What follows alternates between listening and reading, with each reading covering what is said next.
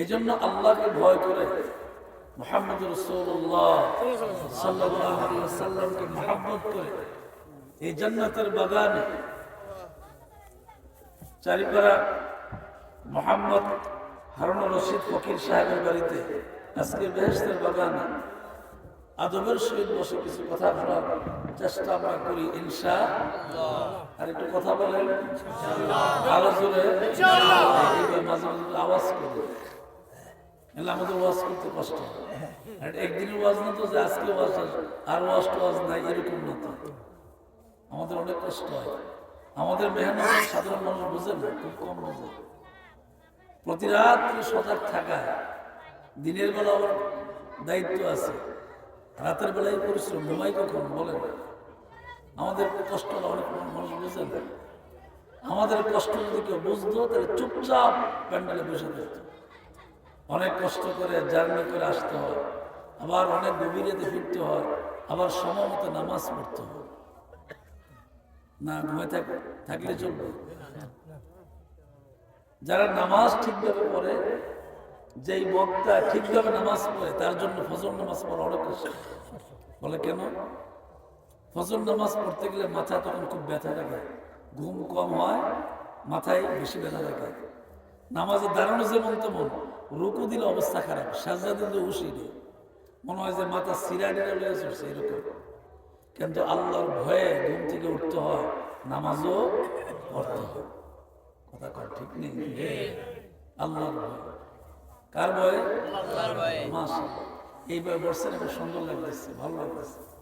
মাঝে মাঝে যেগুলি প্রশ্ন করবে একটু উত্তর দিবেন, কথার জবাব দেবেন। আল্লাহ তাআলা আমাদের এই বসাটাকে কবুল করুন, জোরে কোন আমিন। আমরা প্রাণ করে দোয়া করব কিয়ামতের দিন আল্লাহ যেন আমাদেরকে এইভাবে জান্নাতের ভিতরে একসাথে বসায় দেন, আমিন। জোরে কোন আমিন, আমিন। আসুন সামনের দিকে যাই, ভূমিকায় কোনো কথা নয়, সরাসরি আলোচনার দিকে যাই। অসংখ্য নবীদের ভিতরে একজন নবীর নাম ছিল সুলাইমান আলাইহিস সালাম। জোরে কোন নবীর নাম কি ছিল? সুলাইমান আলাইহিস সালাম। এই সুলাইমান আলাইহিস সালামের ইতিহাস অনেক বড়। সংক্ষিপ্ত ভাবে ওনাকে বলা হয় তখতে সুলাইমান। উনি আল্লাহর দেওয়া আসমানের নিচে জমিনের উপরে হাওয়াই অবস্থায় বাতাসের মধ্য দিয়ে একটা তক্ত দিয়ে উনি চলাফেরা করতেন পৃথিবীর এক প্রান্ত থেকে আরেক প্রান্ত পর্যন্ত। সুবহানাল্লাহ বলে সুবহানাল্লাহ। আমরা কই এখন সুবহানাল্লাহ, আরো জোরে কর সুবহানাল্লাহ, আরো জোরে সুবহানাল্লাহ। তখতে সুলাইমান আল্লাহ তাআলা মুসলমানদের প্রথম কাবলার নাম বাইতুল মুকাদ্দাস। জোরে করে, মুসলমানদের প্রথম কাবলার নাম কি? বাইতুল মুকাদ্দাস। তারপরে কাবা শরীফ, তারপরে কাবা শরীফ। বাইতুল মুকাদ্দাস সুলাইমান আলাইহিস সালাম তৈরি করলেন। আল্লাহর কাছে দোয়া করেন, আল্লাহ আপনি আমাকে তৌফিক দেন বাইতুল মুকাদ্দাস আপনার ঘরটা বানানোর জন্য। সুবহানাল্লাহ, সুবহানাল্লাহ। বাইতুল মুকাদ্দাস আপনার ঘরটা বানানোর মতন তৌফিক দিয়ে। উনি মানুষ এবং জিন জাতি দিয়া, কারণ জিন ওনার কথা শুনত, উনি যা বলতেন তাই শুনত। মুসলমানদের প্রথম কাবলা বাইতুল মুকাদ্দাস তৈরি করলেন। এবার আপনাদের কাছে প্রশ্ন, যদি হায়াত শেষ হয়ে যায় থাকার কোনো ব্যবস্থা আছে? উত্তর দেবেন, ব্যবস্থা আছে? হায়াত শেষ হয়ে গেলে থাকার কোনো ব্যবস্থা, তাইলে ক্ষমতা দেওয়া লাভ কি? কোনো লাভ নেই। কারণ হায়াত যদি শেষ হয়ে যায়, একটা সেকেন্ড আমার ক্ষমতা থাকার ক্ষমতা নাই, তাইলে এইরকম ছোট ছোট ক্ষমতা দেখা লাভ নাই। সমস্ত ক্ষমতার মালিক আল্লাহ। আরো জোরে আল্লাহ, আল্লাহ, জোরে বলেন কে? আল্লাহ।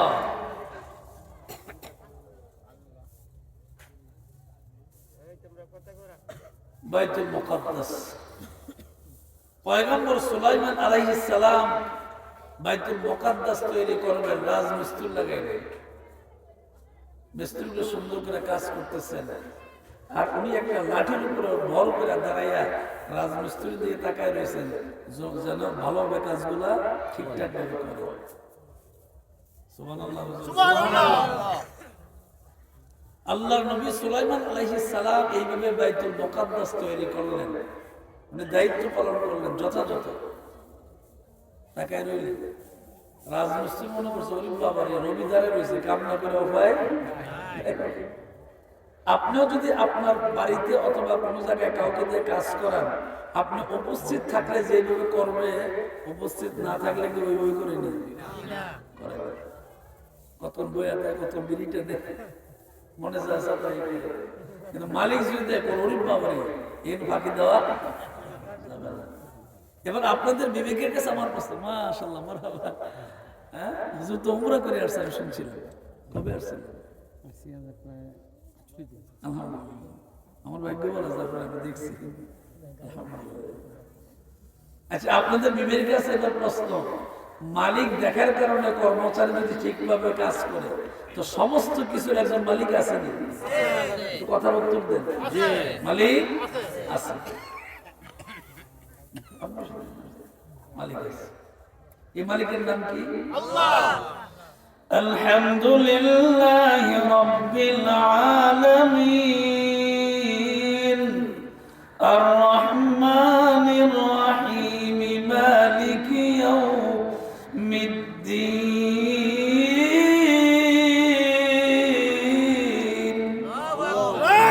জবান করে আল্লাহু আকবার।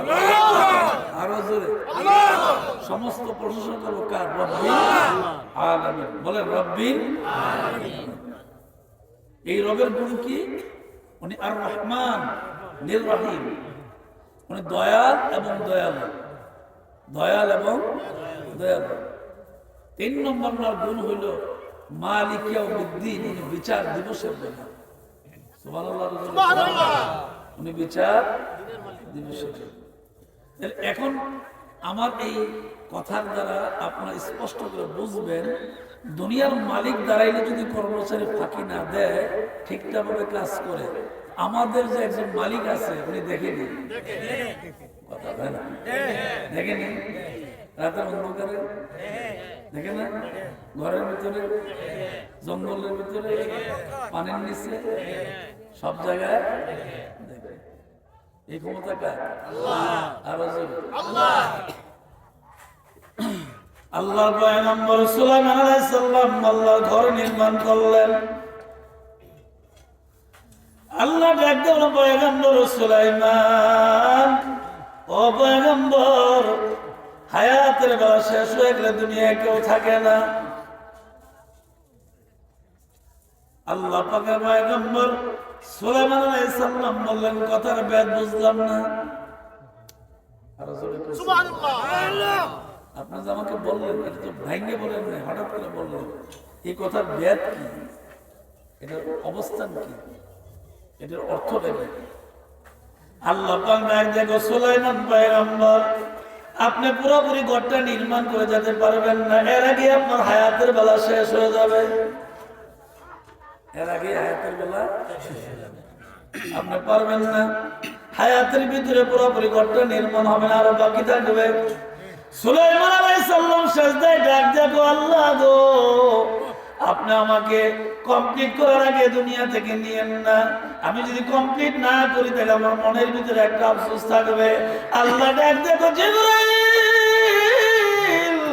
পয়গম্বর সুলাইমান নবীকে তুমি জানায়া দাও, কারে হামদ খালকে আজম জুমলা রাস, কারে হামদ খালকে আজম জুমলা রাস, বা খুদা তাকদীর কাইরাওয়াস।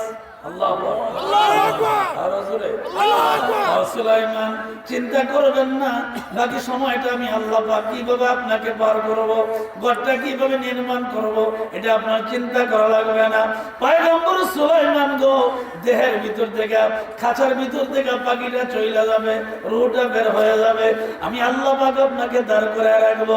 যতক্ষণ পর্যন্ত কমপ্লিট না হবে ততক্ষণ পর্যন্ত আমি আল্লাহ আপনাকে মাটির উপরে রাখবো। এবার বলেন ক্ষমতা কার? আল্লাহ। আরো জোরে আল্লাহ। সুলাইমান আলাইহিস সালাম আর বুঝার বাকি রইল না, কারণ নবী তো, নবীদের জ্ঞান বেশি, নবীদের কি বেশি? জ্ঞান বেশি। সুলাইমান আলাইহিস সালামের বুঝার বাকি রইল না। জিবরাইল একদম পয়গম্বর, আপনার কোনো চিন্তা করা লাগবে না, এই লাঠি বর করে ধারণ অবস্থায় আল্লাহ পাক আপনার দেহের ভিতর থেকে রুহটা নিয়ে যাবে, আপনি মারা যাবেন, কিন্তু আল্লাহ পাক আপনাকে এইভাবে দাঁড় করে রাখবেন। রাজমিস্ত্রি আপনার চেহারা দেখবে, তারা মনে করবে আপনি জীবিত আছে, আসলে আপনি মৃত। সুবহানাল্লাহ। রাজমিস্ত্রি মনে করবে আপনি জীবিত আছেন, আসলে আপনি কি মৃত। সুলাইমান আলাইহিস সালাম কৌতুক করে মুস্কি হাসিতে জানতে চাইলেন, জিবরাইল আমি এইভাবে মৃত্যুর পরে কেমন করে দাঁড়িয়ে থাকবো? আল্লাহ পাকের পক্ষ থেকে জিবরাইল জানায় দিলেন, পয়গম্বর সুলাইমান আলাইহিস সালাম, ও পয়গম্বর, সমস্ত ক্ষমতার মালিক আল্লাহ, সেই আল্লাহ যা ইচ্ছা তাই পারে। পারে না? পারে। ক্ষমতা আছে না আল্লাহ? সে আল্লাহ যা ইচ্ছা তাই পারে, যা ইচ্ছা তাই পারে। পয়গম্বর সুলাইমান আলাইহিস সালাম দাঁড়ায় রইলেন, বাইতুল মুকাদ্দাস মুসলমানদের প্রথম কিবলার দিকে তাকায় রইলেন।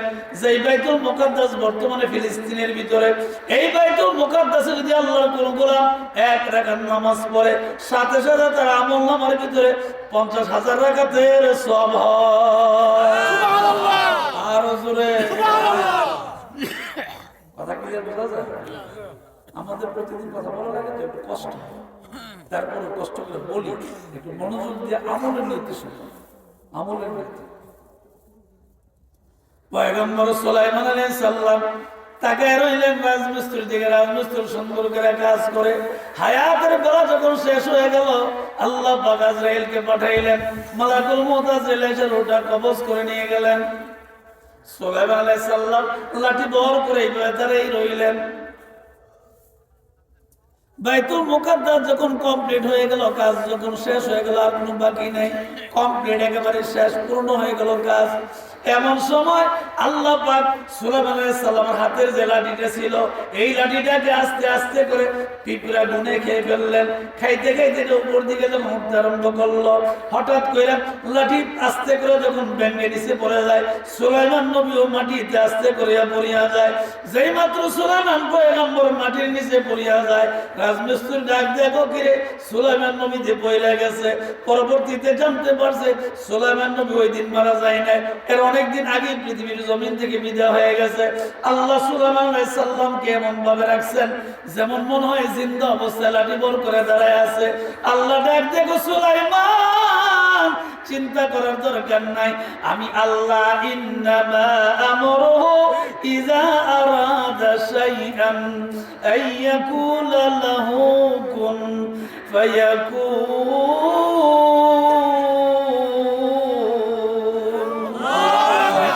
মাশাআল্লাহ, এই না এখন ভালো লাগতেছে, এবার মাঝে মধ্যে কথা বলুন আল্লাহু আকবার, আরো জোরে আল্লাহ।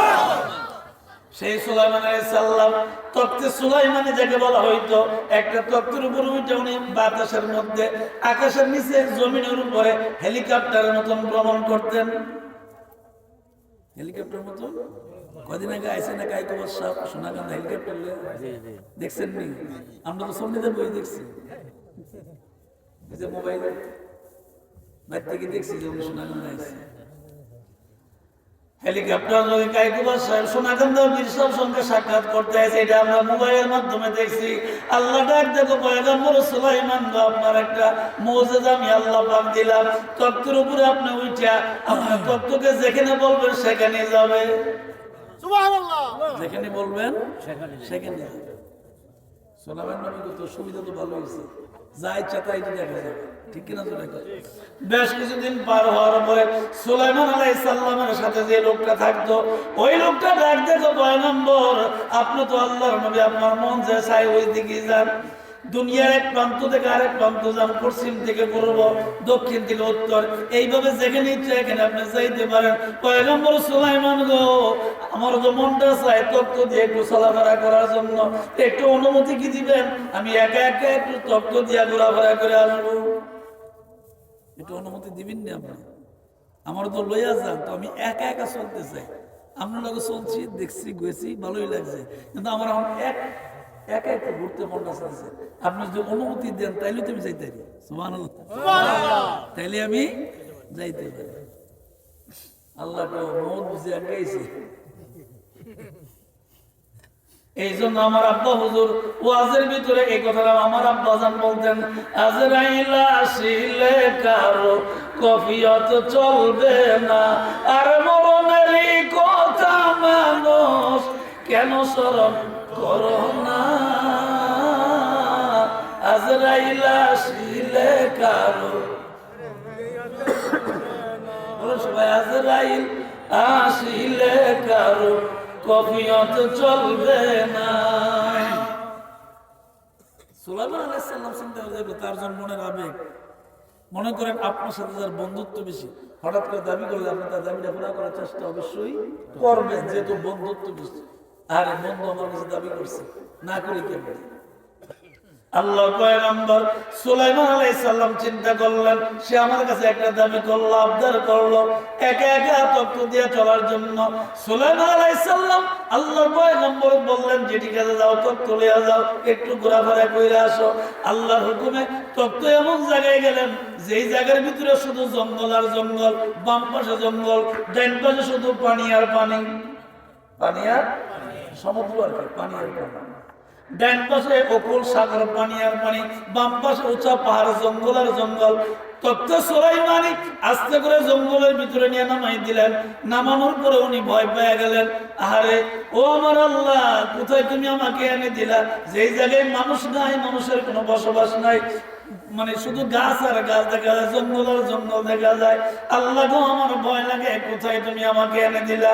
সুলাইমান আলাইহিস সালামের সাথে যেই মাত্র আল্লাহর ডাক দিয়ে এরকম বলছে, সাথে সাথে আমার আল্লাহ ডাক দেখো, আজরাইল রে দেরি করিস না। সুলাইমান আলাইহিস সালামের সাথে তক্ত নিয়ে জঙ্গলের ভিতরে চলে গেছে, ডান পাশে পানি আর পানি। ও আজরাইল রে দেরি করবি না, আমি আল্লাহ তার হায়াতের বেলা এই জায়গায় শেষ করে দিছি।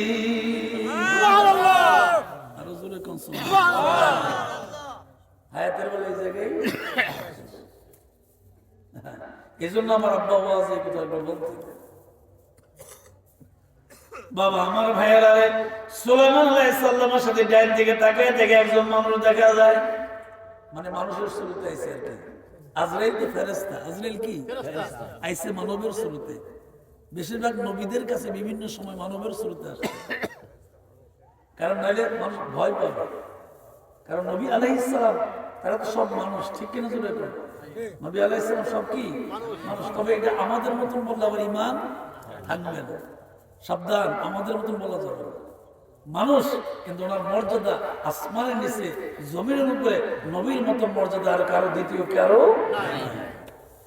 সাবধান, আমার মতন বলা যাবে না। সুলাইমান আলাইহিস সালামের সাথে ডান পাশে দেখে একজন মানুষ দাঁড়ানো দেখা যায়। জিজ্ঞাসা করলো, মা ইসমুকা, আপনার নাম কি? কই ইসমু আনা মালাকুল মউত আজরাইল। যেই মাত্র কইছে আমার নাম আজরাইল, কামন শুরু করছে। ওরে বাবা রে বাবা, এমনি জঙ্গলের ভিতরে ভয়, মানুষ নাই পিছনে, আবার হ্যাঁ নাম আজরাইল। ইসমু আনা মালাকুল মউত আজরাইল, আজরাইলের পরিচয়, নিজের পরিচয় দিলেন। সুলাইমান আলাইহিস সালামের সাথে ভয় পেয়ে ডাক দেখো, আজরাইল রে আমি তো এমনি নাই না ভয় পাইছি, কারণ এখানে মানুষের কোনো বসবাস নাই। ডান পাশে সমুদ্র, পানি আর পানি, বাম পাশে পাহাড়, গাছপালা আর গাছপালা, মরুভূমি। এই জঙ্গলের ভিতরে আমি কেমন করে বসবাস করবো, কেমন করে থাকবো? আমি তো আসছিলাম ভ্রমণ করার জন্য।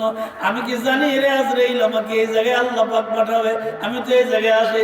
আজরাইল ডাক দিয়ে গো, কথা বলার সুযোগ নাই, আমার আল্লাহ পাঠাইছে তোমার রূহটা কবজ করার জন্য। সুবহানাল্লাহ, আরো জোরে কোন সুবহানাল্লাহ। তাহলে মরণ আসলে অপেক্ষা করা যাবে? করা যাবে? আজরাইল আসলে ছেড়ে দিয়ে যাবো? সব জায়গায় ক্ষমতা থাকলো, এই জায়গায় কোনো ক্ষমতা। ইন্নামা আমরুহু ইযা আরাদা শাইআন আইয়াকুলা লাহু কুন ফায়াকুন।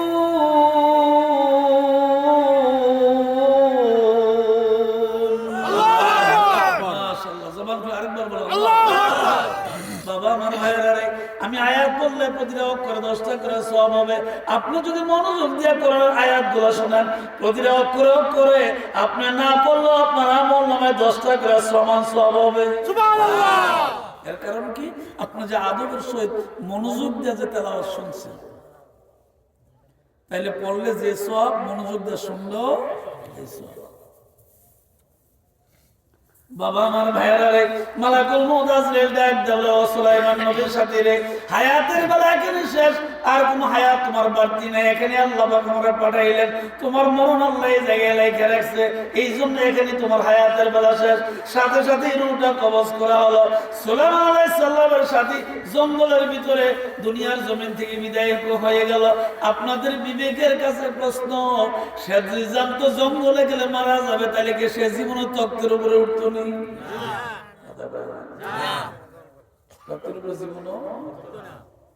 বাংলাদেশ তো এমন ঘটনা করছে যে ছেলে বিদেশ যাবে, একেবারে সব কিছু, ব্যাগটা, পাসপোর্ট, ভিসা টিসা সব রেডি, বাড়ির থেকে কত দোয়া টোকের এখান থেকে একটা সবাই বিদায় করে দিচ্ছে। বাবা অথবা বড় ভাই আপনজন মানুষগুলো এয়ারপোর্ট পর্যন্ত আগে দিয়ে আসে, বিমানে উঠাই দিয়ে আসে, ঠিক নেই? কিন্তু অসংখ্য লক্ষ লক্ষ মানুষের ভিতরে মাঝে মধ্যে এমন ঘটনা হয়েছে, যারা এয়ারপোর্ট পর্যন্ত বিমানে উঠাইয়া আগাইয়া দিয়ে আসছে। ওই ছেলেটা বাংলাদেশ এয়ারপোর্ট পার হইয়া যখন সৌদি আরবের এয়ারপোর্ট পার হয়েছে, পরের দিন যায় ওই জায়গায় মারা গেছে। এরকম অনেক ঘটনা ঘটছে। পরের দিন ওই জায়গায়। আপনাদের বিবেকের কাছে আমার প্রশ্ন, বুঝে থাকলে উত্তর দিবেন। যদি বাবা জানতো অথবা বড় ভাই জানতো যে সে গেলেই মারা যাবে, পড়াইতো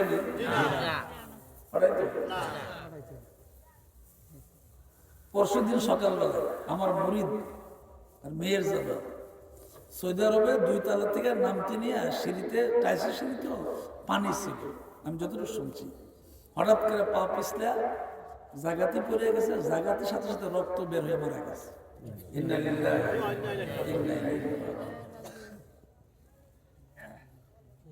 রাত্রে আমার কাছে মোবাইলে ভয়েস পাঠাইছে, মানে আমাদের বাড়ির মাহফিলের দিন, গত রবিবারে রাতের বেলা বয়সটা আমি শুনছি।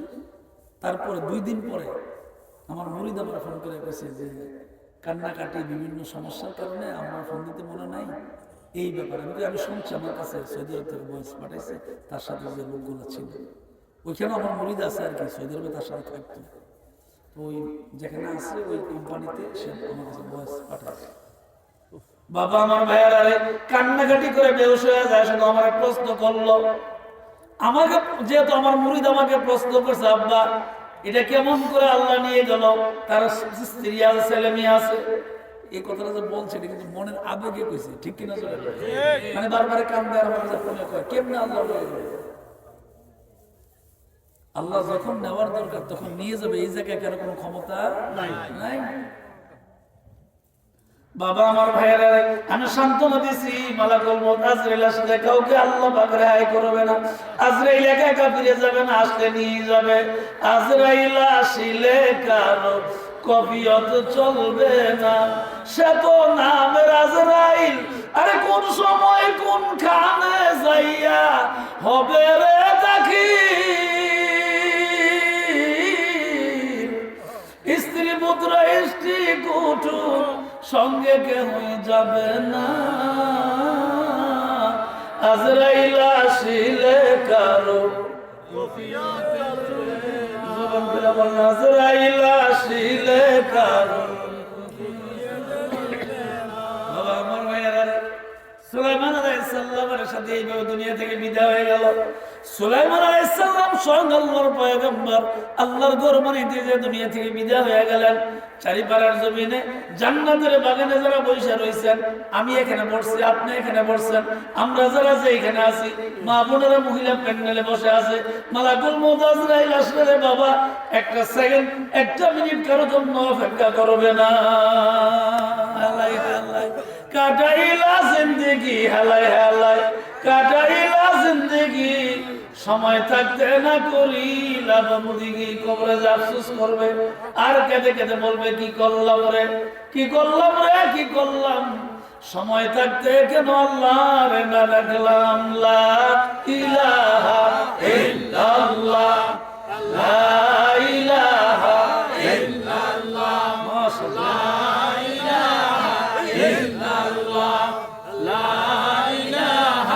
ইল্লাল্লাহ লা ইলাহা ইল্লাল্লাহ লা ইলাহা ইল্লাল্লাহ লা ইলাহা ইল্লাল্লাহ মুহাম্মাদুর রাসূলুল্লাহ সাল্লাল্লাহু আলাইহি ওয়াসাল্লাম। জোরে কোন আমিন, আরো জোরে আমিন।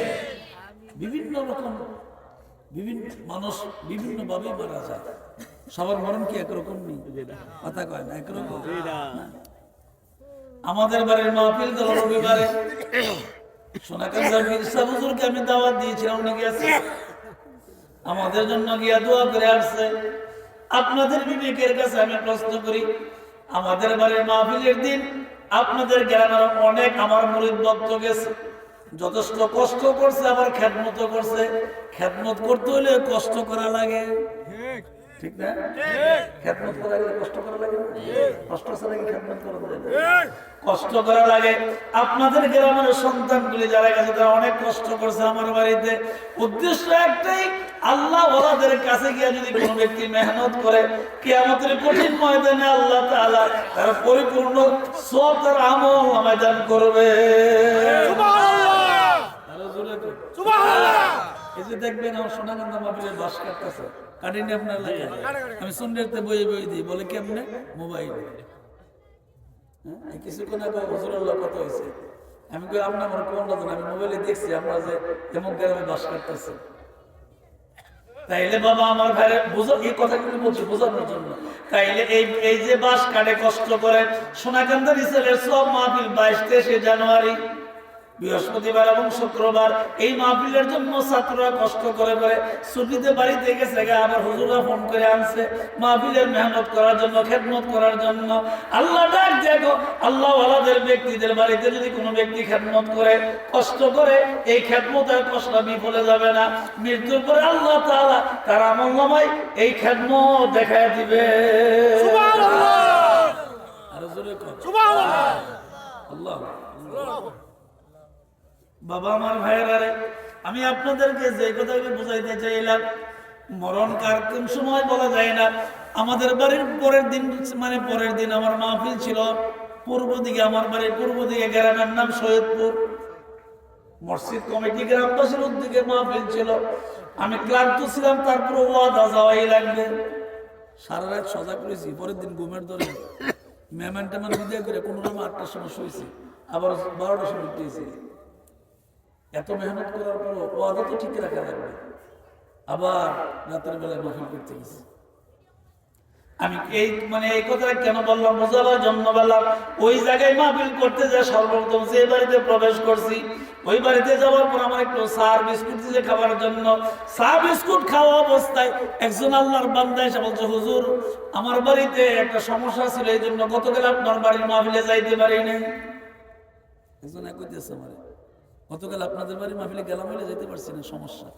আমি জানতে চাইলাম কি সমস্যা? আমার ভাইয়ের বউ মারা গেছে। ইন্না লিল্লাহি, একটা মৃত্যু সমস্যা না তো, যায় কেমনে? একটা মানুষ মারা গেলে কত কাজে থাকে, ঠিক আছে? আবার মারা গেছে মহিলা। জিজ্ঞাসা করলাম কিভাবে মারা গেল?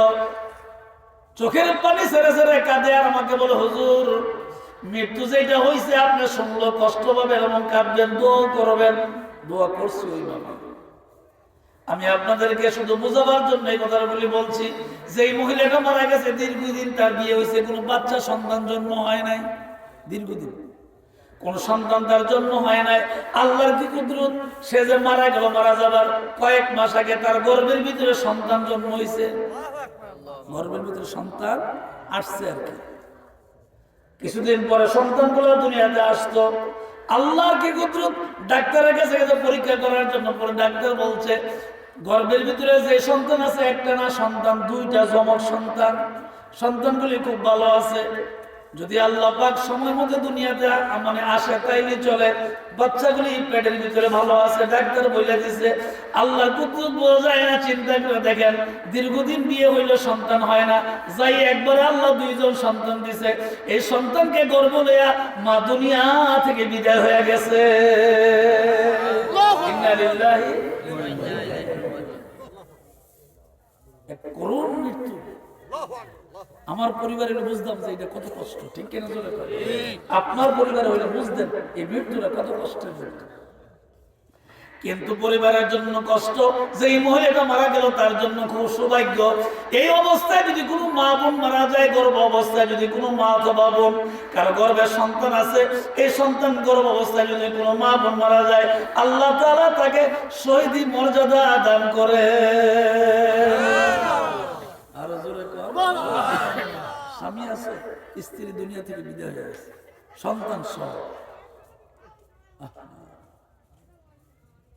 সন্তান সহ বিদায় হয়ে গেছে। বাবা আমার ভাইয়েরা, তাইলে বোঝা গেল আজরাইল আসলে বাঁচার মতন কোনো ব্যবস্থা নাই। কথা বলে আসেনি? আজরাইল আসলে থাকার মতো কোনো ব্যবস্থা নাই, ব্যবস্থা নেই।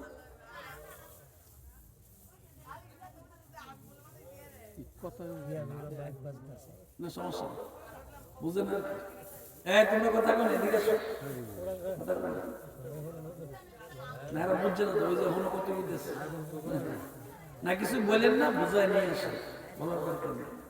একটু মোহাম্মদ জিকির করেন, আল্লাহ আল্লাহ আল্লাহ আল্লাহ, একসাথে আল্লাহ আল্লাহ আল্লাহ আল্লাহ আল্লাহ আল্লাহ আল্লাহ আল্লাহ আল্লাহ আল্লাহ আল্লাহ আল্লাহ আল্লাহ আল্লাহ আল্লাহ মাশাআল্লাহ আল্লাহ আল্লাহ আল্লাহ আল্লাহ লা ইলাহা ইল্লাল্লাহ মুহাম্মাদুর রাসূলুল্লাহ সাল্লাল্লাহু আলাইহি ওয়াসাল্লাম। জোরে কোন আমিন, আর জোরে কোন আমিন। আমরা আপনাদেরকে বলি বাবা, যে আল্লাহ পাক অন্ধকারের ভিতরে দিনের আলোতে, ঘরের ভিতরে এবং ঘরের বাহিরে, পৃথিবীতে আপনি যা দেখতে পান যা দেখতে পান না, সাত জমির নিচে না সাত আসমানের উপরে, সকল জায়গায় আল্লাহর নজর আছে না নাই? আসেনি? আল্লাহ পাকের নজর আছে। আল্লাহর নজর যদি থাকে, এই বিশ্বাসটা যদি আপনার থাকে, নামাজ পড়া লাগবে নি? নামাজ পড়া লাগবে। এই জন্য আল্লাহর নজর থেকে মানে দূরে সরে যাওয়ার কোনো ব্যবস্থা নাই। আল্লাহ পাক এই আয়াত আমি তেলাওয়াত করেছি, এই আয়াতের ভিতরে আল্লাহ পাক বলছেন, বান্দারে আমার একটা সীমানা আছে, এই সীমানার বাইরে তুমি যাইবা কই?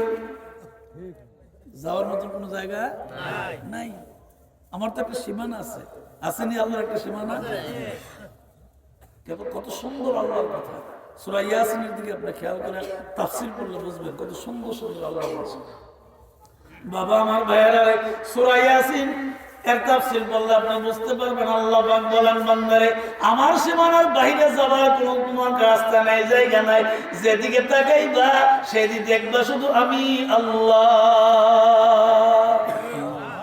শুধু আমি আল্লাহ। জোরে কর, জোরে কর আল্লাহ আল্লাহ, আর জোরে কর আল্লাহ আল্লাহ আল্লাহ। বাবা আমার ভাইয়েরা, এই জন্য সুন্দর করে আল্লাহ আমাদেরকে জানাইয়া দিলেন, ও পৃথিবীর মানুষ তোমরা শোনো, দুনিয়াতে যদি কোনো কিছু মেহনত করো, তার মেহনতের পারিশ্রমিক চাইও না। আল্লাহ এবং রসুলের জন্য যেটা করো, এটা পারিশ্রমিক কি করো না, চাইও না। আর দুনিয়ার জন্য যদি কোনো কিছু করো তাহলে চাও। যেমন দোকানের কর্মচারী মালিকের কাছে বেতন চায়, ঠিক নেই? সরকারি চাকরি করলে সরকারের কাছে বেতন চায় রুল মোতাবেক, কথা কোন ঠিক না? মানুষের জমিনে কাজ করলে, কাজ করার পরে বিকাল বেলায় জমিনের মালিকের কাছে চায়, পারিশ্রমিক চায় না? আল্লাহ ডাক দিয়ে বলে, পয়গম্বর আপনার উম্মতদেরকে বলিয়া দেন, তারা যদি আখিরাতের জন্য কোনো পরিশ্রম করে, এর পারিশ্রমিক যাতে না চায়, কারণ হলে চাওয়া লাগবে না, আমি আল্লাহ নিজে এমনি দিয়ে দিব। আল্লাহ বলেন, পয়গম্বর তাদেরকে আপনি বলে দেন, তারা করবে খেদমত, তারা করবে আমি আল্লাহর ইবাদত, আমি করব তাদের খেদমত। তারা করবে আমার ইবাদত, আমি আল্লাহ করব তাদের খেদমত। কেমন করে খেদমত করবেন? ও জিবরাইল, মদিনার নবীকে তুমি জানিয়ে দাও উম্মতদেরকে বলে দেওয়ার জন্য, তারা ইবাদত করার পরে যখন কবরের ভিতরে শুয়ে যাবে, আমি আল্লাহ ফেরেশতার মাধ্যমে জান্নাতে বিছানা বিছিয়ে দেব, এর থেকে খেদমত শুরু হয়ে যাবে। সুবহানাল্লাহ, আরো জোরে সুবহানাল্লাহ। এর মানে এই থেকে মানে খিদমতের শুরু হবে। এই বিছানার ভিতরে অসংখ্য বছর, অগণিত বছর তারা ঘুমায় থাকবে। যখন আমি আল্লাহ পাক ডাক দিব, ইসরাফিল আলাইহিস সালাম সিংহের মধ্যে ফু দিবে, সাথে সাথে আল্লাহ পাক ডাক দিয়ে বলবেন, ইজা জুলজিলাতিল আরদু জিলজালাহা ওয়া আখরাজাতিল আরদু আসকালাহা ওয়া কালাল ইনসানু মা লাহা يومئذ تحدث أخبارها بأن ربك أوحى لها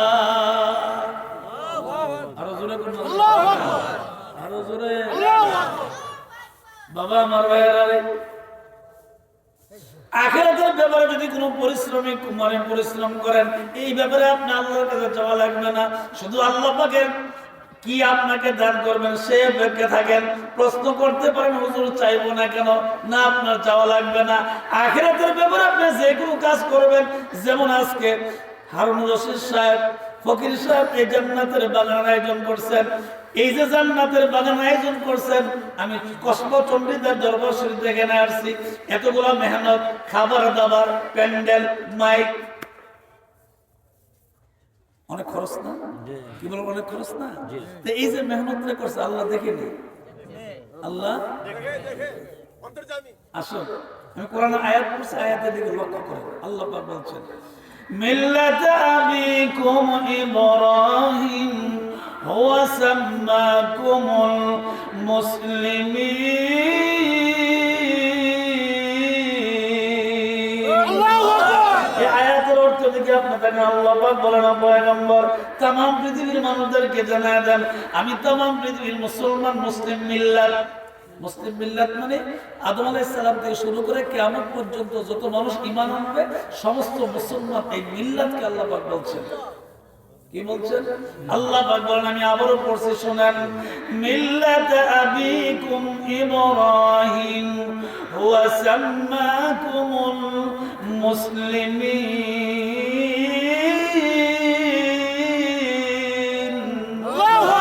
জবানটা খুলে কোন আল্লাহু আকবার।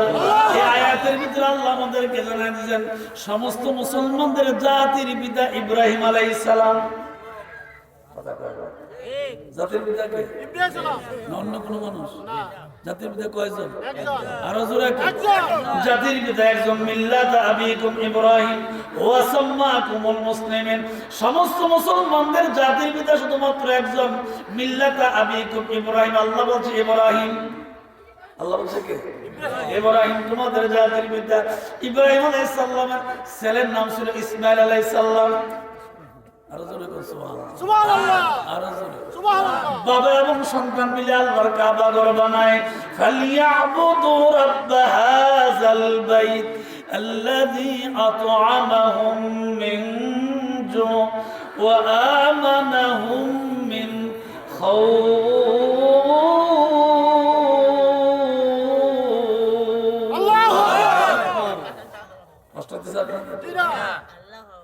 আমি তো কোনো কিচ্ছা কাহিনী বলতেছি না, আল্লাহর কোরআন। বাজে কথা বলার অভ্যাস আমার নাই। আমি চেষ্টা করি আল্লাহর কোরআন থেকে, রাসূলের সুন্নাত থেকে কথা বলার জন্য, কারণ এর দ্বারা মানুষের উপকার হয়। ঠিক কিনা? দুনিয়াতে হয়, আখিরাতেও হয়। কারণ এই যে একটা ক্যামেরা লাগিয়ে রাখছে, এটা দিয়ে মা বোনেরা আমরা দেখতেছি। আমি কি বলতেছি, কিয়ামতের দিন এখানে ক্যামেরা লাগায় যদি ওই বাড়িতে মা বোন প্যান্ডেলে দেখে, আমেরিকার প্রেসিডেন্ট বক্তব্য দিলে যদি বাংলাদেশে আপনি ঘরের ভিতরে বসে দেখেন, ডক্টর ইউনূস সাহেব বক্তব্য দিলে যদি আপনি চারিপাড়া থেকে দেখেন, তো আল্লাহর কুদরতি ক্যামেরা লাগাই রাখছে, কিয়ামতের দিন আপনাকে দেখেন। আল্লাহ বলেন ইব্রাহিম আলাইহিস সালাম এবং ছেলে ইসমাঈল আলাইহিস সালাম, বাবা নবী, ছেলে নবী। সুবহানাল্লাহ। ঘটনা অনেক বড়, আমি এগুলি বলার সময় নাই, সংক্ষিপ্ত কথা বলে যেটা বোঝাইতে চাই তাহলে এই বাবা এবং ছেলে মিলে আল্লাহর কাবা ঘর বানাইছে। ফালিয়াবুদু রাব্ব হাযাল বাইত। কাবা ঘরটা বানাইলেন। কাবা ঘর বানাইয়া কাবা ঘর বানানোর পরে কতগুলা পাথর উপরে অবশিষ্ট রইল। আল্লাহ পাককে জিজ্ঞাসা করে ডাক দেওয়া, আল্লাহ গো, পাথরগুলি অবশিষ্ট রয়েছে, এগুলি কি করব? কাবা ঘর তো বানানো কমপ্লিট হয়ে গেছে, পাথরগুলো তো রয়েছে, এগুলো দ্বারা আমি কি করব? অবশিষ্ট পাথর দ্বারা। আল্লাহ ডাক দেখো ইব্রাহিম, কাবার চত্বরে দাঁড়াইয়া চক্ষুটা বন্ধ করে হাতের মধ্যে পাথর গোলা লইয়া অবশিষ্ট পাথর গোলা লইয়া চতুর্দিক দিয়ে এইভাবে আপনি ছিটিয়ে দেন। এই পাথর গোলা পৃথিবীর যেই প্রান্তে যাবে ওই প্রান্তে আমি আল্লাহর একটা ঘর হবে। ইব্রাহিম আলাইহিস সালাম আমি ঢিল মারতে পারবো তো পৃথিবীর প্রান্তে আমি পৌঁছাবো কেমনে? সুবহানাল্লাহ। পৃথিবীর প্রান্তে আমার পৌঁছানো আমার পক্ষে সম্ভব? আমার তো এই ক্ষমতা নেই, আমি পারবো না। আল্লাহ বান্দাকে বলে ইব্রাহিম গো আপনি কষ্ট করা লাগবে না, চিন্তা করা লাগবে না, পৃথিবীর বিভিন্ন প্রান্তে আপনার পাথর পৌঁছাইতে হবে না, শুধু আপনি চক্ষুটা বন্ধ করে একটু ঢিল মারেন। এইভাবে বন্ধ করে চতুর্দিক যাবে পাথর গুলা ছিটিয়ে দেন। বাংলাদেশে যাবে, আমেরিকা যাবে, জাপান যাবে, লন্ডন যাবে, কোথায় যাবে কি যাবে না, কোন জায়গায় যাবে কি যাবে না, এইগুলো আপনার চিন্তা করার দরকার নাই। ক্ষমতার মালিক আমি আল্লাহ। আরো জোরে, ক্ষমতার মালিক আল্লাহ। আমি আল্লাহ এগুলো পৌঁছাবো। কমপ্লিট কাবাঘর হয়ে গেলেন, পাথর ছিটিয়ে দিলেন। এমন সময় কাবাঘরের চেহারার দিকে কালো গিলাফের দিকে তাকাইয়া ইব্রাহিম আলাইহিস সালাম এবং পুত্র ইসমাইল আলাইহিস সালাম দুইজন মিলে আল্লাহর কাছে ডাক দেয়া, গো আল্লাহ গো, এই কাবাঘর বানাইছি, দুনিয়ার কোনো কিছু চাই না গো আল্লাহ। সুবহানাল্লাহ, সুবহানাল্লাহ। এই যে কাবাঘর বানাইছি, দুনিয়ার কোনো কিছু দরকার নাই। খেয়াল করেন কথার দিকে, তাহলে আমলে কাজে লাগবে। তোমার কাবাঘর বানাইছি, দুনিয়ার কোনো কিছু আমি চাই না, মানে এই পারিশ্রমিক বিষয়ের উপরে আমি কোনো কিছু দরকার নাই। আল্লাহ ডাক দেখো ইব্রাহিম আলাইহিস সালামকে তুমি জানায়া দাও দুনিয়াতে কোনো কিছু চাওয়ার দরকার নাই, আমি আল্লাহ আমার পয়গম্বরকে এমন দোয়া দিব রে, চাওয়ার প্রয়োজন হবে না। বাবা আমার ভাইয়েরা, এইভাবে করে পৃথিবীর জমিনে পয়গম্বর এবং পয়গম্বরের উম্মতেরা এইভাবে করে ইসলামের খেদমত করে গেলেন, দ্বীনের খেদমত করে গেলেন। জমানার পয়গম্বর অসংখ্য নবীদের ভিতরে আরেকজন নবীর নাম ছিল ইদ্রিস আলাইহিস সালাম। অসংখ্য নবীদের ভিতরে একজন নবীর নাম কি? একটু কথা বলেন। ইদ্রিস আলাইহিস সালাম। ইদ্রিস আলাইহিস সালাম নবীর নাম। ইব্রাহিম আলাইহিস সালাম যেমন নবীর নাম, মুহাম্মদুর রাসূলুল্লাহ সাল্লাল্লাহু আলাইহি সাল্লাম যেমন নবীর নাম, আদম আলাইহিস সালাম যেমন নবীর নাম, ইয়াহইয়া আলাইহিস সালাম যেমন নবীর নাম, ইসহাক আলাইহিস সালাম যেমন নবীর নাম, আইয়ুব আলাইহিস সালাম যেমন নবীর নাম, এমনি ভাবে একজন নবীর নাম হলো ইদ্রিস আলাইহিস সালাম। জোরে কোন? আরো জোরে কোন? কি নাম? ইদ্রিস আলাইহিস সালাম। আপনাদের এলাকায় মানুষের নাম আছে ইদ্রিস? সারা বাংলাদেশে আছে। অসংখ্য নবীদের ভিতরে একজন নবীর নাম ছিল ইদ্রিস আলাইহিস সালাম। খেয়াল করবেন কথার দিকে, আমলে নিয়ত শুনবেন। আল্লাহ পাক প্রতিটা সেকেন্ডে সেকেন্ডে ডান কাঁধের ফেরেশতা বসে আছেন, আপনারা আমলনামা লিখতে থাকবেন। ইদ্রিস আলাইহিস সালাম জিবরাইলকে ডাক দেয়, জিবরাইল রে, ও জিবরাইল, আমার মনটা তো আকার দেখার জন্য। কারণ সমস্ত নবীদের কাছে ওহী নিয়ে আসতেন জিবরাইল আলাইহিস সালাম।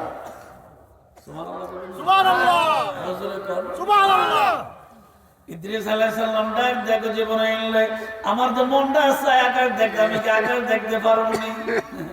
জিবরাইল ডাক দেখো, সুবহানাল্লাযী আসরা বিআবদিহি লাইলাম মিনাল মাসজিদিল হারাম ইলাল মাসজিদিল আকসা।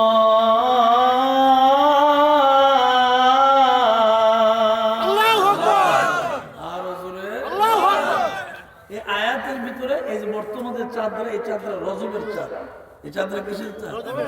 এই রজবের চাঁদে, এই চাঁদকে কেন্দ্র করে আল্লাহ তাআলা একটা আয়াত নাযিল করলেন, একটা সূরা নাযিল করলেন, সূরাতুল বনী ইসরাঈল। প্রথম আয়াতে আল্লাহ তাআলা নবী যে আকাশ ভ্রমণ করবেন এই কথাটা আল্লাহ সূরার শুরুতে প্রথম আয়াতে আল্লাহ বলেছেন। কি বলছেন? আবার শোনেন কি বলছেন। 15 পারায় কোরআন শরীফের 15 পারায় আল্লাহ পাক বলছেন, পৃষ্ঠা খুললে তুমি দেখতে পারবা, সুবহানাল্লাযী, আল্লাহ পবিত্র। আল্লাহ কি পবিত্র? সুবহানাল্লাযী পবিত্র আল্লাহ আসরা ভ্রমণ করাইলেন বিআবদিহি তার আপন বান্দাকে লাইলাম রাতের একটু অংশে লাইলাম মিনাল মসজিদিল হারাম ইলাল মসজিদিল আকসা আল্লাহু আকবার জবান ডাকলেন আল্লাহু আকবার বাবা আমার ভাইরা রে আল্লাহ পাকের ফেরেশতা জিবরাইল ডাক দেয় ইদ্রিস নবী গো আকাশ তো ভ্রমণ করবে আখিরি পয়গম্বর আপনি ভ্রমণ করবেন না করবেন এটা আমি কই যেতাম না সুবহানাল্লাহ আপনি ভ্রমণ করবেন কিনা এটা তো আমি জানি না তবে আখির নবী করবে এটা কোরআন শরীফে আল্লাহ পাক জানাবেন আখির নবীর উপর কোরআন শরীফ নাযিল হবে এটার ভিতরে বলা হবে এবং ওই নবী আকাশ ভ্রমণ করবে ওই নবী আকাশ ভ্রমণ করবেন তাইলে আপনি ভ্রমণ করবেন কিনা আল্লাহ না জানাইলে তো আমি জানবো না আল্লাহ জানাইলে আমি জানবো না জানাইলে আমি জানার মতন আমার কোনো ক্ষমতা নাই কিছুদিন পার হওয়ার পরে ইদ্রিস আলাইহিস সালাম আবার ডাক দেখো জিবরাইল রে তোমার সঙ্গে আমার খাতির বেশি এই জন্য খাতিরের মানুষের কাছে বলাই যায় আমার তো মনটা চায় আকাশে একটু ভ্রমণ করার জন্য আমার মনটা চায় আকাশে একটু ভ্রমণ করার জন্য আমার মনটা চায় একটু ভ্রমণ করার জন্য হঠাৎ করে জিবরাইল আলাইহিস সালাম ডাক দিয়ে বলে পয়গম্বর গো তাইলে আমি আল্লাহকে জিজ্ঞাসা করি আপনারা আকাশে নেওয়া যায়নি সুবহানাল্লাহ আকাশ ভ্রমণ করেছেন আপনার আমার নবী আর একজন আকাশের মধ্যে জীবিত আছেন উনি হইল আমাদের নবীর আগে যে নবী আসছিলেন ঈসা আলাইহিস সালাম খ্রিস্টান ইহুদিরা যখন ওনাকে মারার জন্য ঘরের চতুর্দিক দিয়ে বেষ্টন করলেন এমন সময় আল্লাহ পাক ওই ঘরের যে বিল্ডিং এর যে ছাদরা ছিল ওই ছাদরা জিবরাইল ফেরেশতাকে ডাক দিয়ে ফেরেশতা জিবরাইল তোমার আগত ফেরেশতাদেরকে নিয়ে ওই বিল্ডিং সেই বিল্ডিং এর ভিতরে ঈসা আলাইহিস সালাম বসে রয়েছে চতুর্দিক দিয়ে শত্রু ধরাই রয়েছে মারার জন্য একটা কাজ করো বিল্ডিং এর ছাদের মধ্যে দিয়ে একটা ছিদ্র করো সুবহানাল্লাহ বড় একটা করে ছিদ্র করো বড় করে ছিদ্র করো ঈসা আলাইহিস সালামকে আসমানে তুলে নিয়ে আসো সুবহানাল্লাহ সুবহানাল্লাহ এখন কেন যাবেন উনি আসমানে কেন যাইবেন যাওয়ার কারণটা হইল আল্লাহকে ডাক দিয়া গো আল্লাহ গো তুমি যদি আমার নবী না বানাইয়া আখির নবীর উম্মত তুমি যদি বানাইতা গো আল্লাহ আমার কলিজা শান্তি পাইতো সালাতু সালাম গয়া আমার দরুদ সালাম গয়া আমার গয় নবী মুস্তাফা তোমরা যদি জবানটা খুলে বলো সালাতু সালাম গয়া আমার দরুদ তোমরা যদি আর মদিনার ওই পাক মাটি আমি সুরমা বলে চোখে মাখিও যে দেখাছে দুই নয়নে যে দেখাছে আরে দুই নয়নে অন্ধ নয়ন থাকবে না তোমরা যদি জবানটা খুলে বলে সালাতু সালাম গয়া আমার দরুদ সালাম গয়া আমার গয় নবী মুস্তাফা তোমরা যদি যাও গো মদিনা আর হাজিদার ওই যাত্রা পথে আমি দাঁড়াই আছি সকাল হতেও আমার সালাম কেউ নিল না আমার সালাম আরে কেউ নিল না মোর নবীজির রোজায় তোমরা যদি মাশাআল্লাহ সালাতু সালাম গয় আমার দরুদ সালাম গয় আমার গয় নবী মুস্তাফা তোমরা যদি যাও গো মদিনা জবানটা খুলেন আল্লাহু আকবার আর জোরে বলুন আল্লাহু আকবার ঈসা আলাইহিস সালাম নবী ডাক দেখো আল্লাহ এই যুগের নবী না বানায়া যদি আখির নবীর উম্মত বানাইতা কলিজা ঠান্ডা লাগতো কলিজা শান্তি পাইতো আল্লাহ ডাক দেখো ঈসা নবী গো দোয়াটা কবুল করলাম এই জন্য বিল্ডিং এর ছাদ ভাঙিয়া আল্লাহ পাক আসমানে তুলে নিয়েছেন চতুর্দিক দিয়ে খ্রিস্টান লোকেরা ইহুদিরা মারার জন্য চতুর্দিকে দাঁড়ায় আছেন কিছুক্ষণ সময় পরে তাকিয়ে দেখে ঘরের ভিতরে আর নাই সুবহানাল্লাহ ঘরের ভিতরে গেল কই ছায়া দেখে সাত ভাঙা দেখা যায়, ছিদ্র দেখা যায়।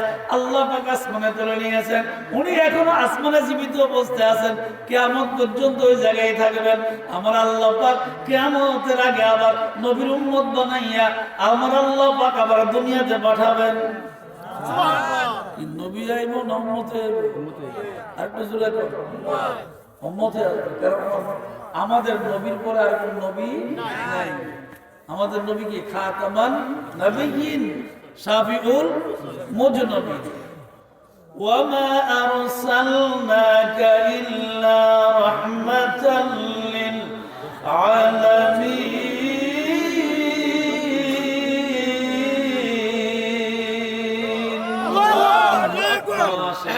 আল্লাহু আকবার। আমাদের নবী রহমতের নবী, এই জন্য আল্লাহ পাক ডাক দেয় বলে পয়গম্বর আপনি তাদেরকে জানায় দেন হায়াতের বেলা শেষ হলে আমি আল্লাহ পাক নিয়ে আসবো। থাকার মতন কোনো ব্যবস্থা নাই, ক্ষমতা তাদের নাই। সমস্ত ক্ষমতার মালিক আল্লাহ। আরো জোরে বল আল্লাহ। এই কথা বললে আল্লাহ খুশি না বেজার? খুশি। শুধু খুশি না, অনেক বড় খুশি, সাধারণ খুশি। যদি কোনো মুসলমান ইমানদার কয় যে আল্লাহ সমস্ত ক্ষমতার মালিক, আল্লাহ এত খুশি হয়।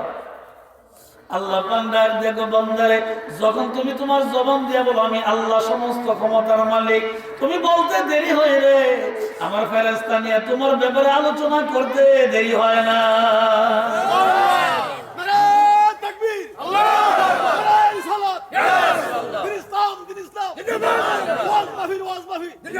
বাবা আমার ভাইয়েরা রে, আল্লাহ তাআলা সুন্দর করে জানায় দিলেন। মনে আছে নি ইদ্রিস নবীর কথা? মনে আছে নি? নাম নাকি ইদ্রিস আলাইহিস সালাম। জিবরাইলকে ডাক দেন, জিবরাইল তোমার সঙ্গে আমার একটু খাতির বেশি, বন্ধুত্ব বেশি, একটা দাবি তো করা লাগে। আমার মনটা জানে গিয়েছে আসমান ভ্রমণ করার জন্য। জিবরাইল ডাক দেন, আল্লাহরে জিজ্ঞাসা করে দেই, আল্লাহরে জিজ্ঞাসা করে দেখি, যদি উনি অনুমতি দেয় তাহলে আপনার আমার বগল হয়ে যাবে। সুবহানাল্লাহ। যদি উনি অনুমতি দেয় তাইলে আপনাকে আমার সাথে সঙ্গে নিয়ে যাব। আল্লাহকে জিজ্ঞাসা করে, আল্লাহ গো আপনার বর্তমান যে নবী আছে দুনিয়াতে, জমানার পয়গম্বর যে নবী আছে উনি ইদ্রিস আলাইহিস সালাম, উনি জানতে চাইছে আকাশে আসতে পারবে কিনা, ওনার নাকি মন চায় আকাশ দেখার জন্য। আল্লাহ ঠিক আছে, মন চাইছে লইয়াই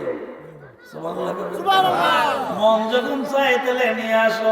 বোঝা গেল রে বাবা আপনি দুনিয়াতে থাকবেন, কয়দিন থাকবেন আপনার কিন্তু জানা নাই। আমি জানি না কয়দিন বাঁচবো, মরবো কোন দিন এটা জানা আছে, কোন জায়গায় কবর হবো এটা জানা আছে, কিছুই জানা না, কিছুই জানা। এরপরে তো বাড়বো, কিছুই তো জানা নাই। কোথায় মারা যাব, কোথায় কবর হবে, কেমনে মারা যাব, কিছুই তো জানা নাই। ঠিক কিনা? মালাকুল মউত আজরাইল চলে আসলে আর রেহাই নাই, থাকার মতন কোনো ক্ষমতা নাই রে বাবা। আল্লাহর পয়গম্বর ইদ্রিস আলাইহিস সালামকে লইয়া জিবরাইল আলাইহিস সালাম আকাশ ভ্রমণ করতে আরম্ভ করলেন। যাইতে যাইতে যাইতে যাইতে আসমানে যখন চলিয়া যায়, এমন সময় ইদ্রিস আলাইহিস সালামকে আসমানে নিয়ে একটা ঘরের পাশে একটা টেবিল দিলেন বসার জন্য।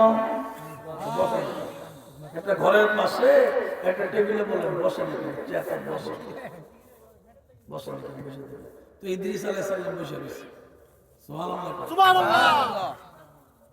আমার দিকে খেয়াল করেন, পেছনে কি পেছনে শুনবেন, আপনাদের মনে কষ্ট হচ্ছে তাহলে মেহনত করলে না না না, চলো ইনশাআল্লাহ। না না হুজুর, না আপনাদের বারবার ডাকা লাগে যে শুনবেন না, আপনাদের নজর থাকবে আমার দিকে। আমি না গুনাহগার হইতে পারি, কিন্তু আমি তো কোরআনের আয়াতগুলো পড়ছি, নবীর কথা বলছি, এর কোনো সওয়াব আছে নি? অল্প না বেশি? আমার একটা কথার কথা আর কি, আমার মূল্য না থাকতে পারে, কিন্তু কথাগুলো তো আকাশচুম্বী ওজন, এগুলোর ওজন পৃথিবীর কেউ দিতে পারবে না। এটা দিয়ে খেয়াল করে কথাগুলো শুনবে। আল্লাহ ৪৭ মিনিট ওয়াজ করে, ১ ঘন্টা ওয়াজ করে হেলিকপ্টারে হুজুর জায়গা ১.৫ লাখ ২ লাখ টাকা দিতে পারেন, আর আমার ওয়াজ বই আমাকে ভালো লাগে না। হুজুরে এত নিতে কইছে রাজগাঁও রেডি করে কিনবে, মনের তো কষ্ট পেলে কথা বলবে। খুব সাবধান, খুব সাবধান। আল্লাহ ওলাদের জবান থেকে কথা শুনবেন, যার আমল সুন্দর তার জবানের কথা শুনলে আপনার আমলই পরিবর্তন হবে, ঠিক কিনা?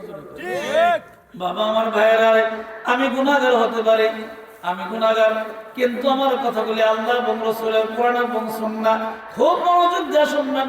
জমানার পয়গম্বর ইদ্রিস আলাইহিস সালামকে আসমানে নেওয়ার পরে একটা ঘরটার পাশে একটা টুলের মধ্যে টেবিলের মধ্যে বললেন, জিবরাইল দেখো নবী গো, আপনি এখানে বসে রইলেন। কিছুক্ষণ পরে ঘরের ভিতর থেকে একজন ব্যক্তি বেরিয়ে আসছে, একজন ফেরেশতা ঘরের ভিতর থেকে বেরিয়ে আসছে। বেরিয়ে এসে পরে ইদ্রিস আলাইহিস সালামের লগে বসে। ইদ্রিস আলাইহিস সালাম দেখে বুঝে লইছে যে এটা তো মানুষ না, এটা তো মালাকুল মউত আজরাইল। দেখে মালাকুল মউত আজরাইল, এটা তো মানুষ না। ইদ্রিস আলাইহিস সালাম জিজ্ঞাসা করে, মা ইসমুকা, আপনার নাম কি? আমার নাম ইসমু, আনা মালাকুল মউত আজরাইল। আপনি যে ঘরটা থেকে বেরিয়ে এলেন, এটা তো আমার অফিস না, এটা আমার কি অফিস? আল্লাহর কুদরতুল একটা অফিস আছে, প্রত্যেকটা ফেরেশতার আলাদা আলাদা ব্যবস্থা আছে। এটা আমার নির্ধারিত স্থান, আমি এখানে থাকি। আপনি কি করেন?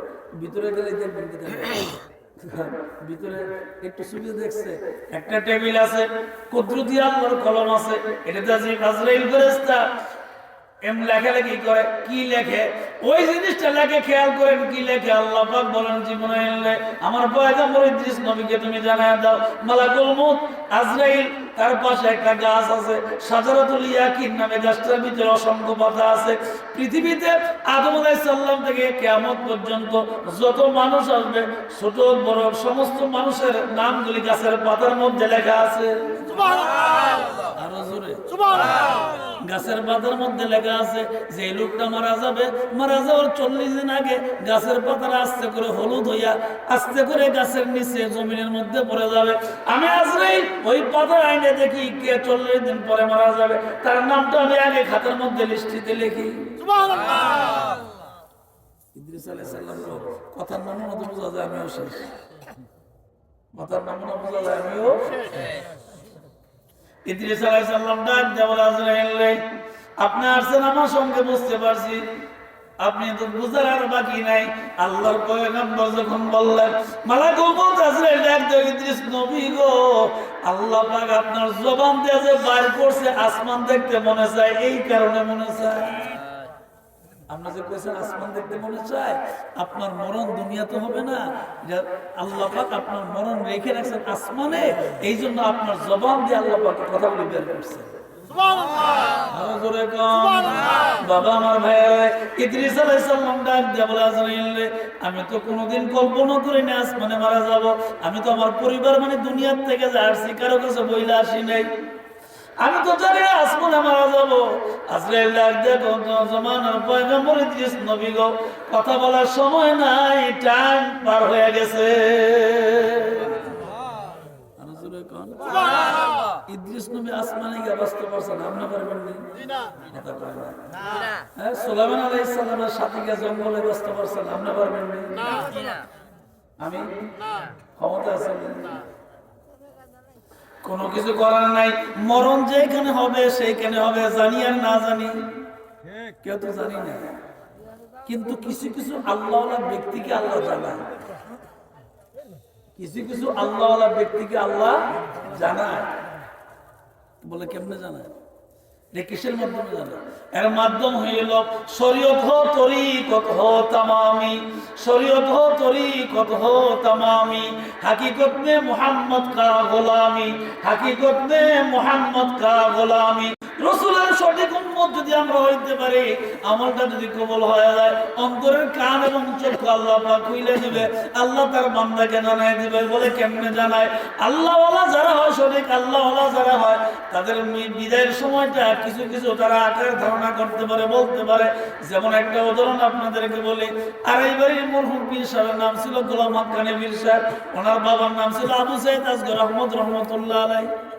আবু সাইদ আসগর আহমদ রহমতুল্লাহ আলাইহির চারজন ছেলে, গোলাম জিলানী, গোলাম রব্বানী, গোলাম হাক্কানি, গোলাম সামদানি, এই চারজন ছেলে। এর ভিতরে 3 নম্বর ছেলেটার নাম ছিল গোলাম হাক্কানি পীর সাহেব। অনেক বড় আলেম ছিলেন, আড়াইবাড়ি কামিল মাদ্রাসার প্রিন্সিপাল ছিলেন, অনেক উচ্চ শিক্ষিত ছিলেন। বাংলাদেশের কোনো আলেম ওনার সামনে ভয়ে কথা বলে নাই, এত করার লোক ছিল। যেমন এলেম এমন করার ছিল। কেউ ডরাইতো না, কত কত করা, কিন্তু আমার আমল ওই রকম ছিল। আর এইবারের পূর্ব পাশের একটা গ্রামের নাম আছে টিগুরিয়া, কসবা থেকে আমরা যাইতে এইভাবে উত্তর বেল গেলে একটা গ্রামের নাম পড়ে টিগোরিয়া। এই গ্রামের একটা লোক পীর সাহেব হুজুরকে প্রতিদিন সকালবেলা এনে গায়ে দোয়া দুধ দিয়া যাইতো। এরকম অসংখ্য ঘটনা সোনাকান্দের আব্দুর রহমান হানাফি রহমতুল্লাহ আছে। আল্লাহর ওলিদের কেরামত বোঝা বড় কঠিন। এই যে সোনাকান্দার ফুলের বাগানে যারা শুয়ে রয়েছে, আব্দুর রহমান হানাফি রহমতুল্লাহ আলাই, আবু বকর মুহাম্মদ শামসুল হুদা রহমতুল্লাহ আলাই সহ যারা এই ফুলের বাগানে শুয়ে রয়েছে, তাদেরকে আল্লাহ পাক আধ্যাত্মিক একটা শক্তি দেয়। এই আধ্যাত্মিক শক্তিটা সবাই দেয় না, মারে মতো একটা শক্তি দেয়, আধ্যাত্মিক একটা শক্তি দেয়।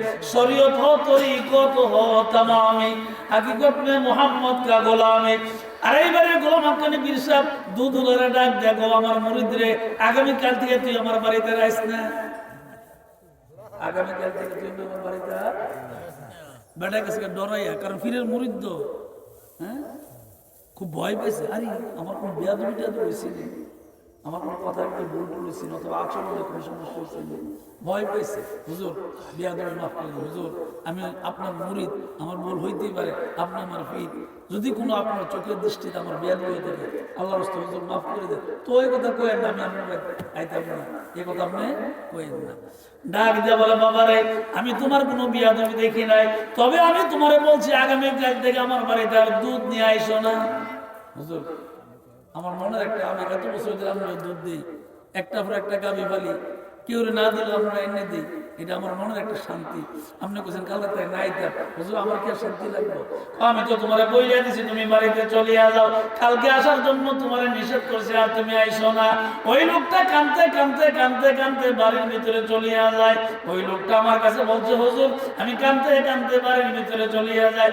রাত্র যখন গভীর হয়ে যায় আমি শুনতে পাইলাম আমার পীর কেবলা আর দুনিয়াতে নাই। আল্লাহ আল্লাহ क्या मुबारक नाम है ये, अल्लाह अल्लाह क्या मुबारक नाम है ये, अल्लाह अल्लाह आशिकों का काम है, अल्लाह अल्लाह आशिकों का काम है। कदरे गौहर शाह बदानत या बदानत ज़ंगोरी, कदरे बुलबुल बुल बदानत या बदाना शामुरी, फुलर कदर बुमरा जाने आरो जाने ज़ंगोरी, कदरे गौहर शाह बदानत या बदाना शामुरी। শোনে যে অফিসার দুনিয়াতে আর আবার ওই সময় তো কানতে কানতে বাইকে উনি বলছে, হুজুর আমি কানতে কানতে বাড়িতে গেছি। গভীর রাত্রে যখন মাইকে এলান করছে, আর এবার এগুলো আমার কানে পীর সাহেব, আমার আব্বা জান আমার পীর সাহেব হুজুর দুনিয়াতে নাই। হুজুর কানবো মানে কি, বাসা কি মানে কি যে বলবো, হারাই ফেলছি। আমি কানতে কানতে আমার ফিরে বাড়িতে দৌড়ে গেছি, জ্ঞান হারায় বেহুশ হয়ে গেছি। আমার পীর ভাইদেরকে শুধু এইটাই বলছি, গতকাল আমার আব্বা আমারে বইলে দিছিল আগামীকাল থেকে তুমি আমার জন্য দুধ আইনো না। আমি কি জানতাম রে ভাই আমার বিশ্বাস দুনিয়া থেকে বিদায় হয়ে যাবে। এরকম আল্লাহ বলি সোনাকান্দার ফুলের বাগানে যারা শুয়ে রয়েছে, আড়াইবাড়ি ধামতি সতরা শরীফ যারা শুয়ে রয়েছে, সরসিনা ধাম, এইরকম ভাবে বাংলার আনাচে কানাচে যত আউলিয়া কেরামরা শুয়ে রয়েছে, তাদেরকে আল্লাহ পাক আধ্যাত্মিক শক্তি দেয়। ওই শক্তির দ্বারা এরা কিছু আনুমানিক কিছু জিনিস বলতে পারে, যেটা সাধারণ মানুষ বলতে পারে না। তাহলে এতক্ষণ পর্যন্ত আপনাদের কাছে এই কনফারেন্সে কষ্ট করে বসে রইলেন, আমিও কষ্ট করে আপনাদের সঙ্গে কথাগুলি বললাম। এই কথাগুলোর পেছনে আমার মূল উদ্দেশ্য একটাই, যে আমরা চলে যাব, কোন সময় যাবে এটা আমাদের জানা নাই, কিভাবে মারা যাবো এটাও আমাদের জানা নাই, কোথায় কবর হবে এটাও আমার জানা নাই। জানা আছে নেই? জানা নেই। সতেরো শরীফের এক খলিফা আছে চাঁদপুর ফরাজি কান্দি, চাঁদপুর বুরহানুদ্দিন ওয়াইসি ওনার নাম। 17 হুজুর মৃত্যুর আগে বলে গেছিল, প্রফেসর আব্দুল খালেক রহমতুল্লাহ আলাইহি, উনি আল্লাহর ওলি ছিলেন, উনি বুঝে বলে গেছিল যে আমার মরণের পরে কেউ আমার জানাজা দিবা না, শুধুমাত্র আমার বুরহানুদ্দিন আমার জানাজা দিবে। কে দিবে?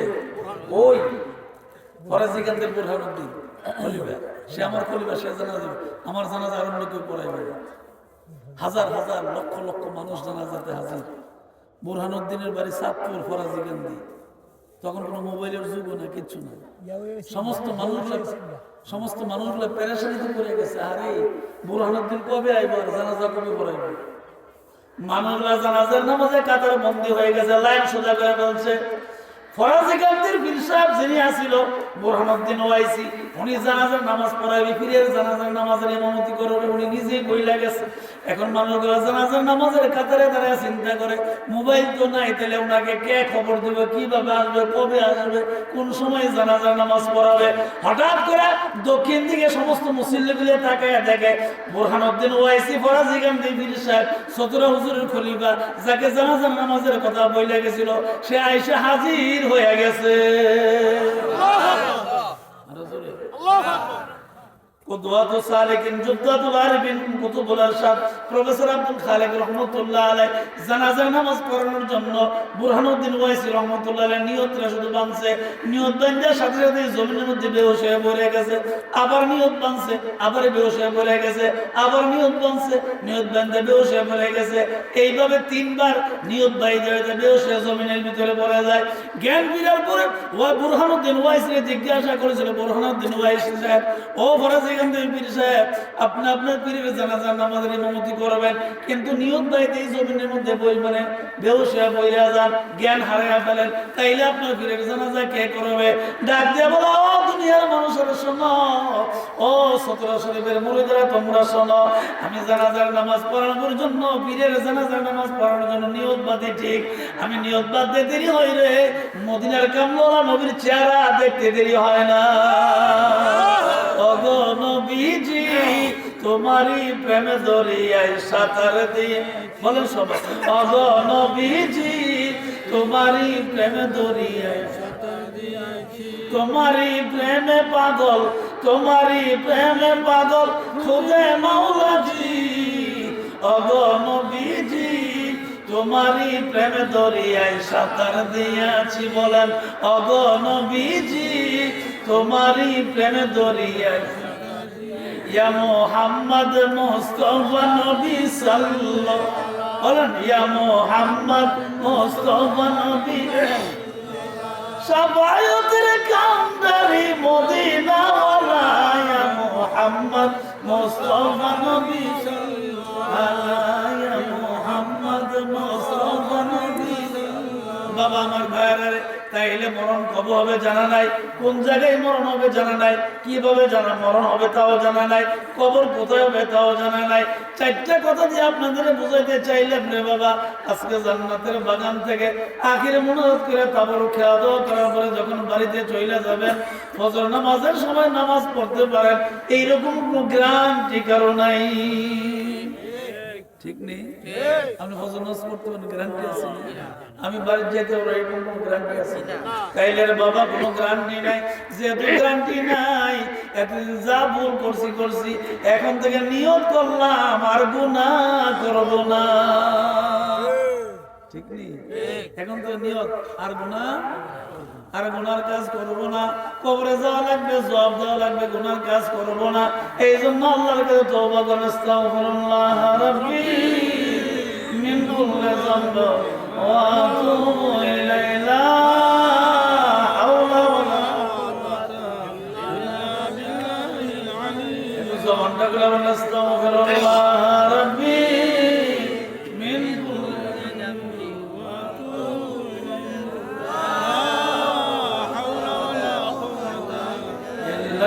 বিল্লাহিল আলিয়্যিল আযীম।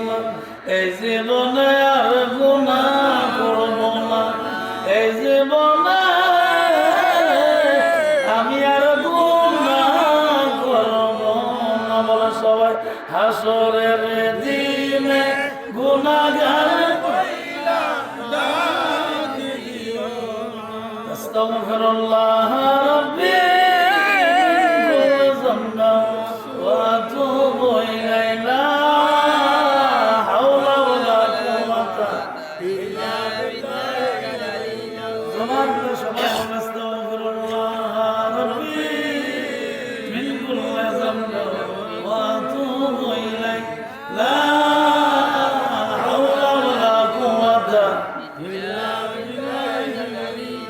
জবান খুলে বলেন, ইয়া আল্লাহ বলেন ইয়া আল্লাহ আমার জীবনে জানা অজানা ইচ্ছায় অনিচ্ছায় প্রকাশ্যে গোপনে যত গুনাহ করেছি ইয়া আল্লাহ আমাকে মাফ করে দেন, আমার তওবা কবুল করেন, আমিন ইয়া রাব্বাল আলামিন।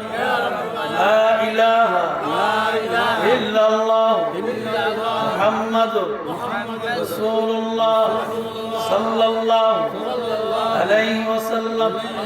আশহাদু আল লা ইলাহা ইল্লাল্লাহ ওয়াহদাহু লা শারীকা লাহু ওয়া আশহাদু আন্না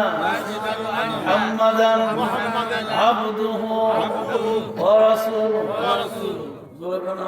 আমিন আর আমিন। আগামী 30 তারিখ মঙ্গলবার, কি বার? মঙ্গলবার রোয়াচালা বাজারের উত্তর পাশে একটা মাহফিল আছে, ইনশাআল্লাহ ওই মাহফিলে আমি আসবো, যদি ওই পর্যন্ত আল্লাহ বাঁচিয়ে রাখেন ইনশাআল্লাহ। আবারও দেখা হবে, আবারও কথা হবে। রাত্র গভীর হয়ে গেছে, কোন কোন শীতের ভিতরে একটু নবীদের সালাম